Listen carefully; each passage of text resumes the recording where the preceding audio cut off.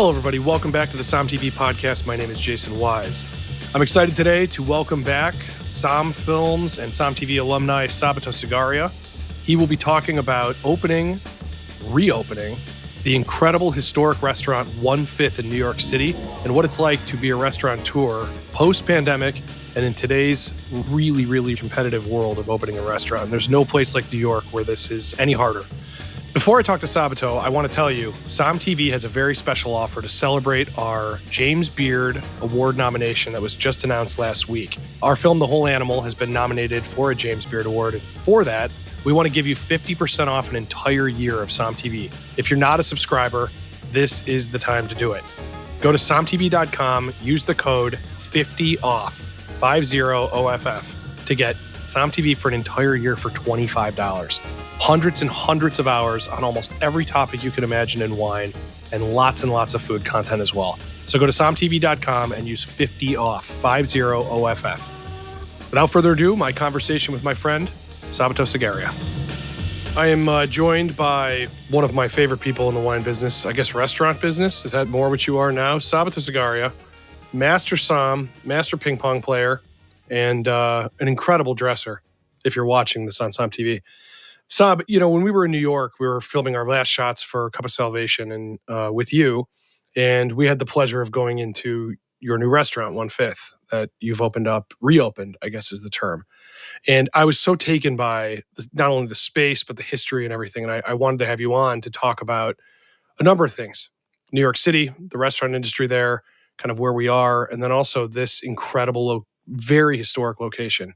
So thanks for joining me. It means a lot. Why don't you give a little background on 1/5, this restaurant, and kind of where it is in New York City so people can kind of get a grasp of it? Sure. It's at 1/5, which is actually the address on 1/5 Avenue, right by Washington Square in Greenwich Village. And it was really kind of serendipitous how it came about and fell into our lap. And my partner in that is Mark Forgione, and partners through Outbreak Crew Hospitality. And Mark has always loved restaurants that really have bones to them. And took a wrong turn one day and ended up going down the street and saw a, for lease sign in the window. And this was kind of during quarantine times, post-COVID or during COVID, I guess. And he's always been drawn to restaurants that have bones, as have I, and places that have a lot of history behind them. And this was one that we knew had a lot of history to it, but until we started digging into it, I don't think I even realized the amount of history that was to be had, and made it even more intriguing and more desirable for us to want to do something there. Yeah, my favorite thing about New York City, aside from just walking and seeing so many amazing things when you're there, I try to walk everywhere in New York, is these little nooks and crannies. You go inside of a building and you can't believe that this room or this building or restaurant exists in this space when you look at it from the outside. When I walked in 1/5, first of all, I just want people listening and watching to know this, that they could have filmed scenes from The Godfather in this place.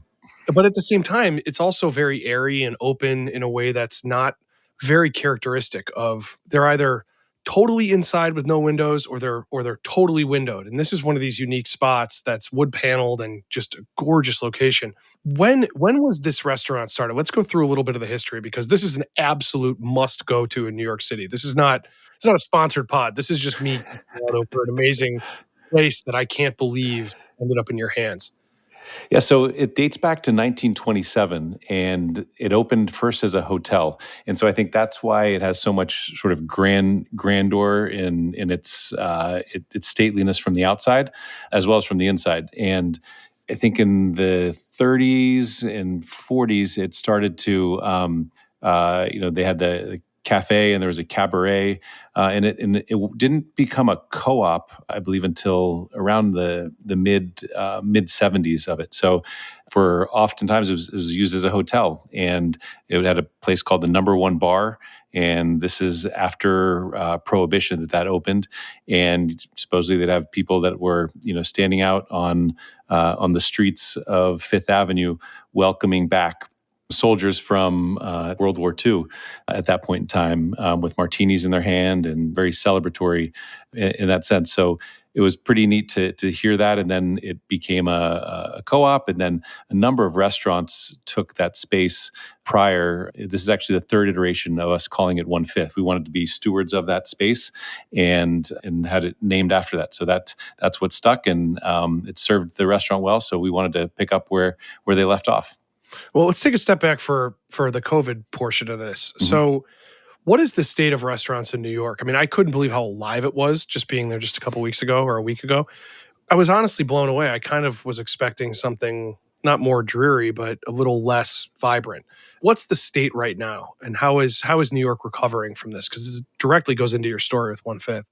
Yeah, New York, I think, feels really great. There are a little more ebbs and flows to business, I think, than there have been in the past. And I can't speak to other markets, but for us, how people are working and working from home in the office, how that has changed, or taking long weekends.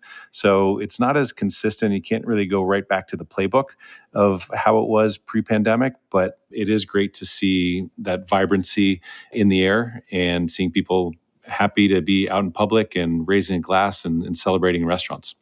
Let me ask you now, because I mean, you have done it all. You've sort of been a beverage manager, a wine director. You've opened and closed restaurants. You've done, I mean, I don't know, people listening may know you from the SOMM movies or whatever, but Sabato, you have sort of become quickly one of the more important restaurateurs probably in the United States. I don't mean to blow smoke, but you really are somebody not to piss off. I know your mob connections, all of this. So what is the margin of having a restaurant in New York City? I cannot imagine that this is the easiest thing to do. No, it's definitely not easy by any means. I think every market and restaurants, and not to say it's easy in any market at all. Restaurants are a living, breathing thing, and they're like snowflakes. They're all a little bit different, and different challenges go along with it. And you're not going to get off this easy. I mean, there's anywhere from kind of your single digits up to mid to high teens, into successful ones in the 20 to mid 20 margins, and we can all only hope to be at that level consistently across the board. So it's really hard to say because there's so many factors that go into it, whether it be rent, labor. Those are that's right there. That's more than half of your probably. Half of your revenue goes right to that.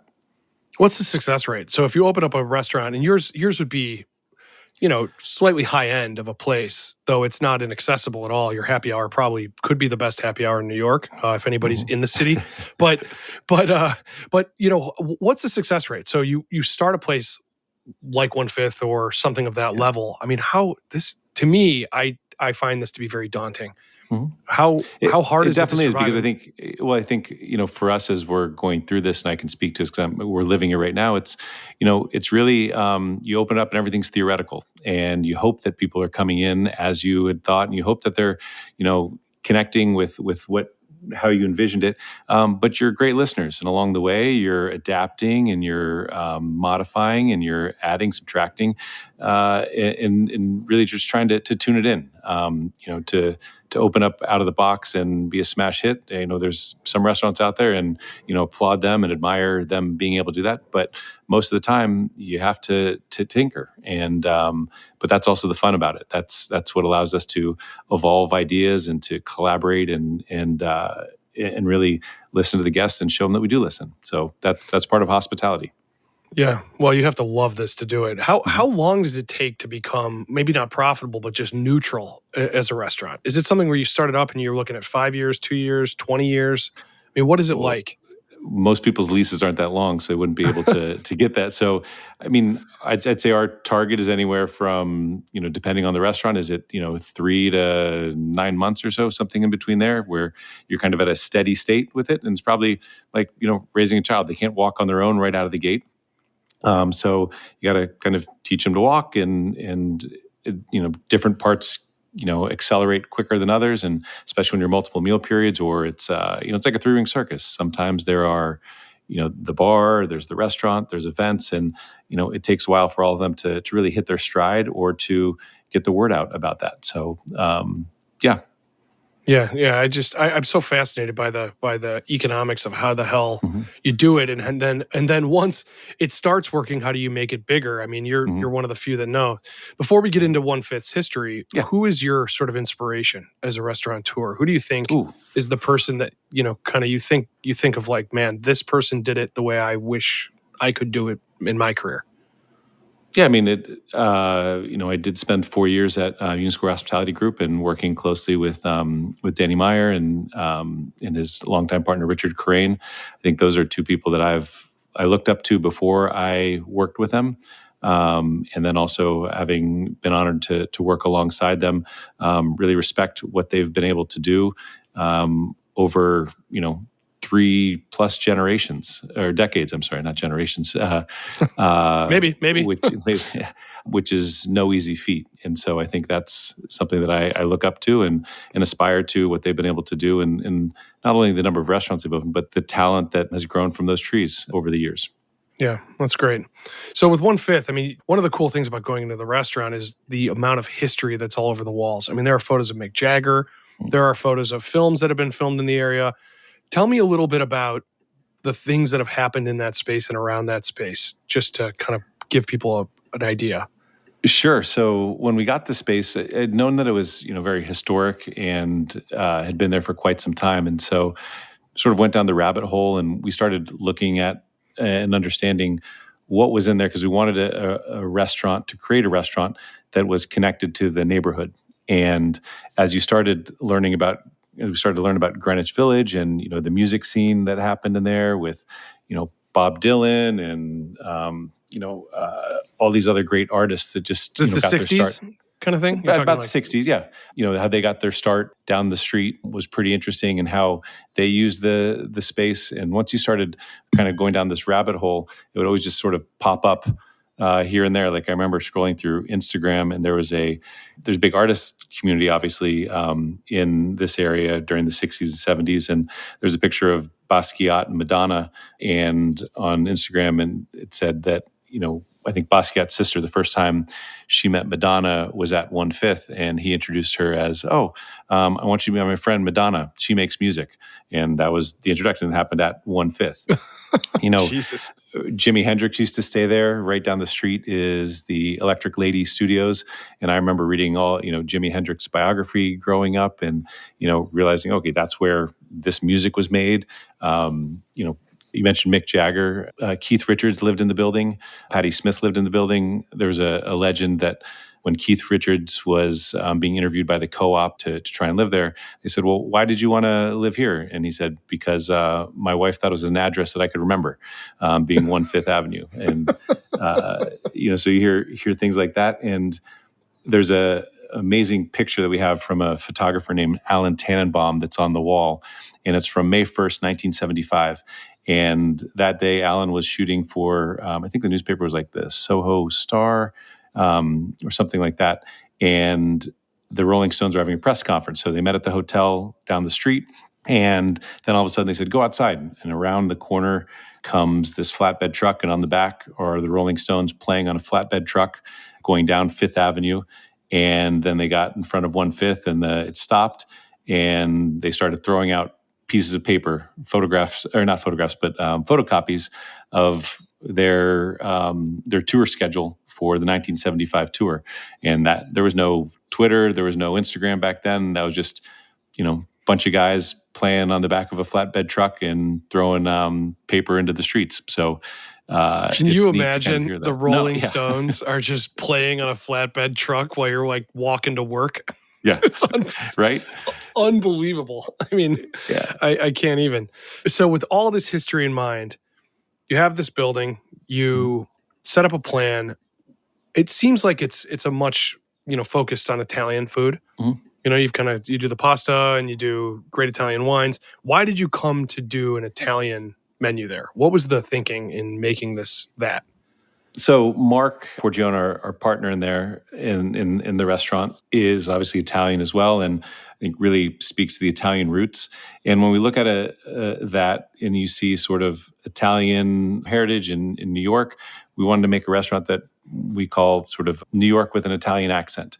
And that's something that can draw from both cultures, but also has a sense of place to it as well. And so we kind of took that approach with the food. And then, on the beverage side of things, having a wine list that draws from both Italy as well as North America, and grapes that are grown in both, but also grapes that are native to each, or not native, but are really known from each of those starting points.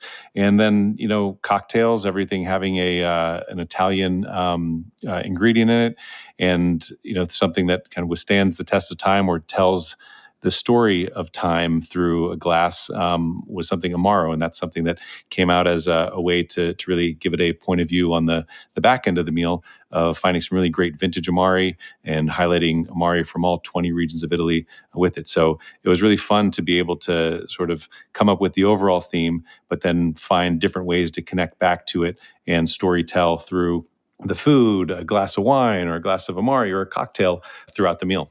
That's great. It's really got a very, I know you've been around that long with the reopening, but it feels like you do. The place feels like it hums and runs on history, which is interesting because it's, as you said, the third iteration of this. Do you find yourself as a former beverage director and a huge cocktail fanatic? I mean, you are a cocktail junkie. Are you able to drink a lot? Is that why you're saying that, or are you just saying that because I like cocktails? Both. Okay. Do you find yourself putting your hands in those things, or how hard is it to let go of letting somebody come up with a cocktail list or letting somebody pick all the wines that are on the list? Or are you involved?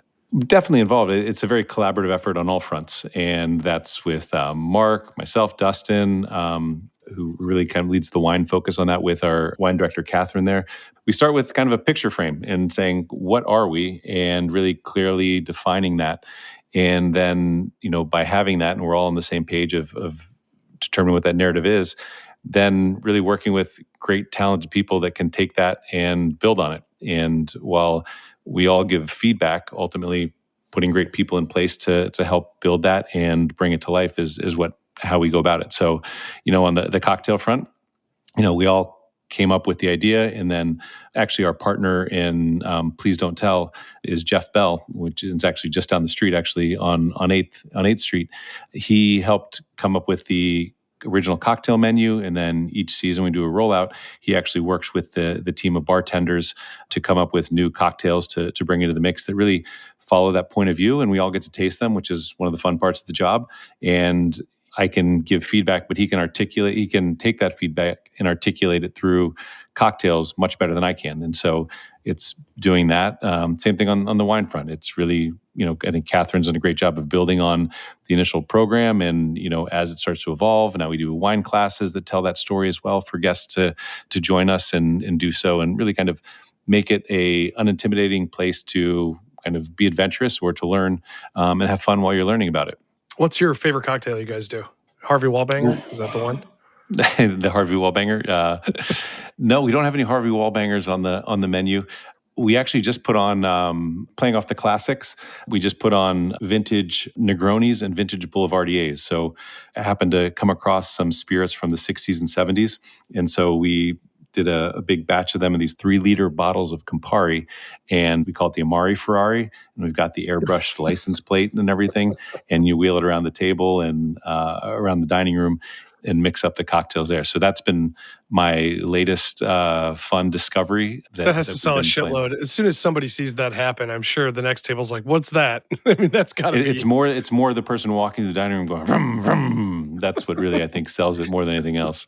With the Amari Ferrari. Yes, exactly. Yes, that's great. All right. So, what other restaurant projects are you working on right now? So you've got 1/5, and I just want people to get a scope of how insane you are.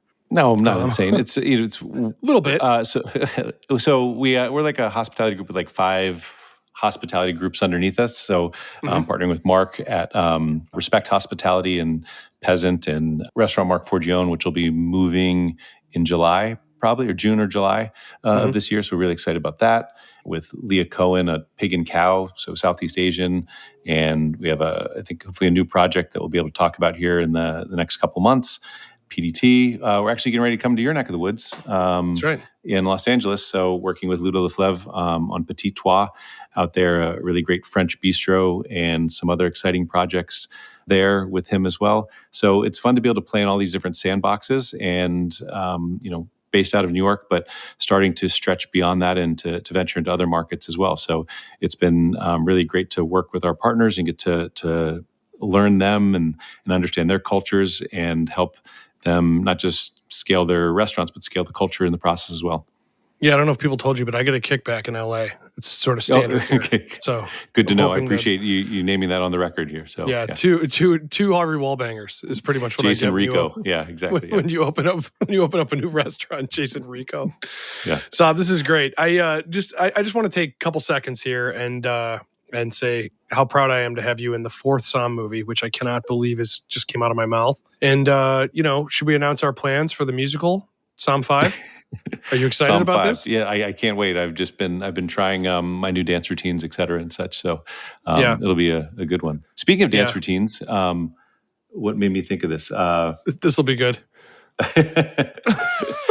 This is how my mind works. Molly Shannon hosted Saturday Night Live the other night, and she was back, and she's 50, and she loves to kick, stretch, and kick. Anyway, another thing, I'm a big SNL fan, as I know you are. Of course. And I think actually Saturday Night Live started the same year that 1/5 started, and they used to hold their after parties here back in the day. And so as I was doing a little more kind of discovery, they actually would film one of the shorts. There was one called La Dolce Gilda. And so there's Gilda Radner, Gilda Radner, yeah. It was inspired by a Fellini movie, and so we have some of the stills from that on the wall. Was that filmed there? That was filmed at that building? In the black corner. And white one where they're all smoking? Yeah. Dan Aykroyd's in it. Yeah. You have John Belushi and you have the whole cast in there. It's like real art film. Oh my God, we gotta pull that for the video for this, because that is just the best. Yeah, so that was pretty cool to hear that. Keith McNally was that was his first job, I think, as an oyster shucker before he went on to do the Odeon. We got a picture of Bill Murray and the patron saint of Campari from The Life Aquatic on there for our Negronis and such. So anyway, that was a roundabout way of back to you dancing and musicals. So it'll be you dancing. I'm directing, so it'll be. Sab, it's amazing to catch up with you, and I look forward to when we're 60 talking about whatever SOMM is releasing then. No, hopefully not. Yeah, well, it's going to be Vin Diesel will be in that one, and that'll be like the Fast and the Furious SOMM 27 or something like that. Yeah, the mix-up we never needed but always wanted. Exactly. Yeah, Tokyo Swirl. Tokyo Swirl. All right, Saab, it's good to talk to you, bud. And everybody, if you're in New York, 1/5 has probably one of the best happy hours. Great cocktails, good pasta. Nickel Negronis, that'll do it. That makes every hour happy hour. Yeah, that'll definitely do it. All right, buddy, be safe. Thank you. All right, talk to you later. I want to thank everybody for listening. Don't forget, we have lots of great stuff coming on SOMM TV. If you are a subscriber, you can watch this conversation with Sabato and I and see the property of 1/5 and everything they're doing there. Go to SOMMTV.com for a very special offer in celebration of our James Beard nomination. SOMMTV.com, use the code 50OFF, 50OFF. Also, let us know what you think. If you love this podcast, please give us a great review wherever you listen, and hit us up on social media. We love your ideas, and we love to hear what you think we should cover. Talk to you all very soon. Drink something nice.